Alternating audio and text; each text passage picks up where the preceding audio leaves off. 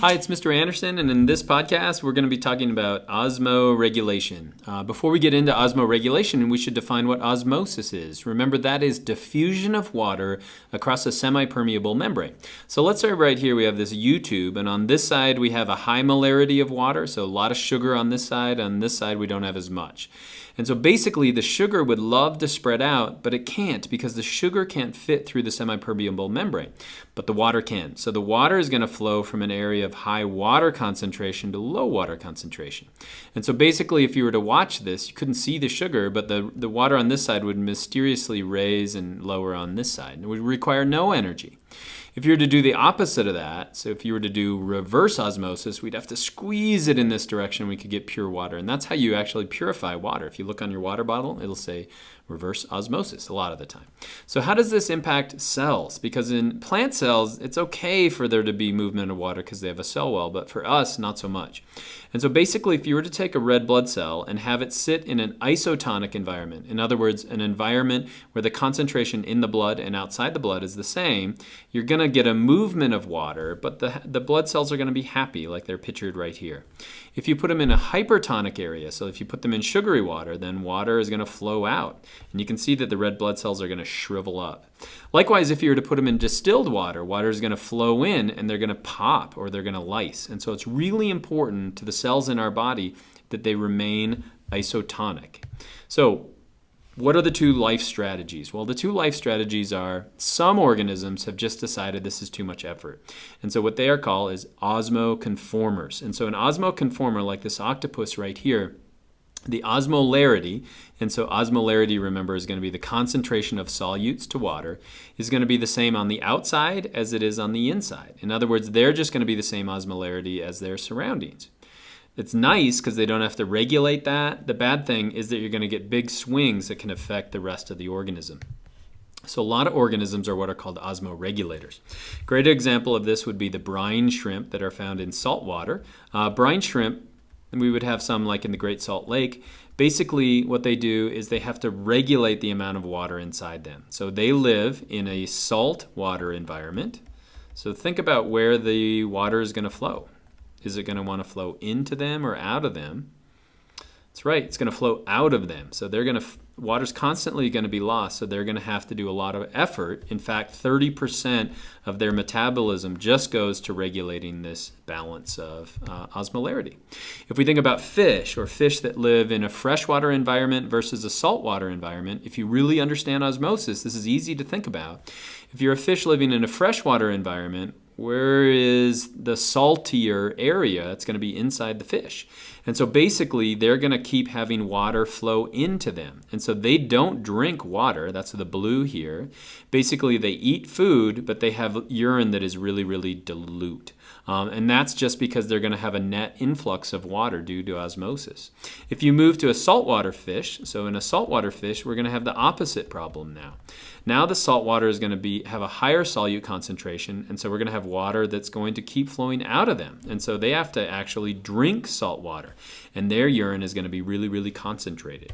Okay, so we're not fish, we're not brine shrimp, we live on land. And so how do we osmoregulate? Well, we osmoregulate using this organ right here. It's called the kidney. And so this is the kidney. It's going to empty urine into the bladder, and then we finally get rid of that. But we use that on land to regulate our osmolarity. And living on land, it's almost more important that we're able to do that. Now, this gets a little complex, but if you can hold with me, I think you'll understand how this works. So basically, let me go back for just a second. If this is the kidney right here, on the inside of the kidney, over and over and over again, we're going to have this, which is called the nephron. So the nephron repeated over and over and over essentially makes a kidney. And so basically what happens is blood is going to flow into something called the glomerulus, and then it's going to flow into this, which is called the Bowman's capsule. The Bowman's capsule is going to do one thing. It's going to filter the blood. We also have proximal and distal tubule. That's important for secretion and reabsorption, but we're not going to talk about any of that right now. Again, what we're focusing on is the water. Okay, so basically what happens is the blood flows in, and a lot of the water and the solutes are going to squirt out, and they're going to move into this filtrate. This is eventually going to become urine. So again, this is eventually going to go over here, going to go end up in your bladder. So basically what's happening down here, well, as it enters into the the renal medulla, basically what's going to happen is water is going to flow out. And water is going to flow out. And as water starts to flow out, the osmolarity inside this descending tubule is going to increase. And so the concentration at the beginning is around 300 milliosmoles, but it's going to increase to the point down here where it's around 1200. So we're going to set up a gradient.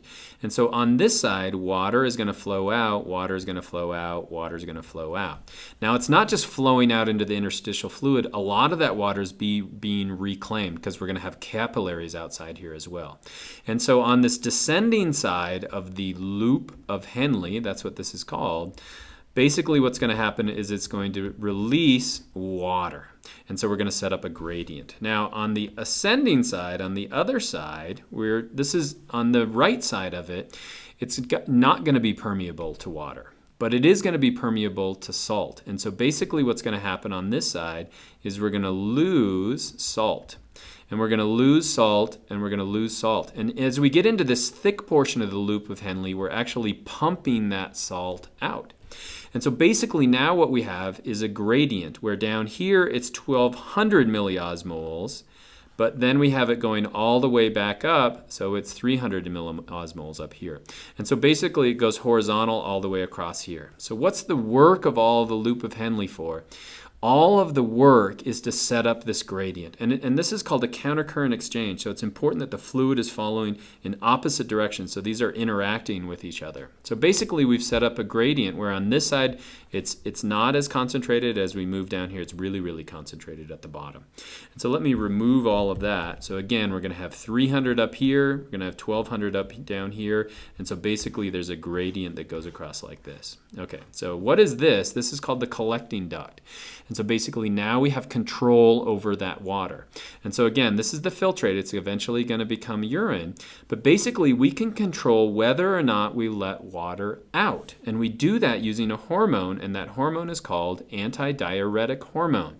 Think about the name. It's antidiuretic. Diuretic is anything that, just think about diarrhea, it's releasing water. So an antidiuretic is something that has us hold on to water. So basically we have this gradient right here, and if we release antidiuretic hormone, which is going to come from the posterior pituitary, it's going to interact on this collecting duct over here. When it interacts with this collecting duct, it basically says you can let water through. And so if you can let water through, water is going to flow out of here, and it's going to flow back into our capillaries and into our interstitial fluid. And so basically, if we secrete a lot of ADH, basically this gradient is going to allow us to reclaim water and more water and more water and more water and more water. And even though we've gotten almost all of the water out of our urine, it's really concentrated out here. So osmosis is going to pull that water out of it. Likewise, let's say we drank a bunch of water and we don't need to reclaim that, then we're going to decrease the amount of ADH. And basically now we can't let water out through here, and so that water instead is just going to flow out into our urine. And so when you look at your urine and look at the different color in it, what's responsible for that? Well, basically it's the amount of ADH that we're releasing, but more importantly, it's this wonderful gradient that was set up in the loop of Henle. And so that's osmolarity. Again, we're osmoregulators, and you can thank our kidneys and our nephron for that. And I hope that's helpful.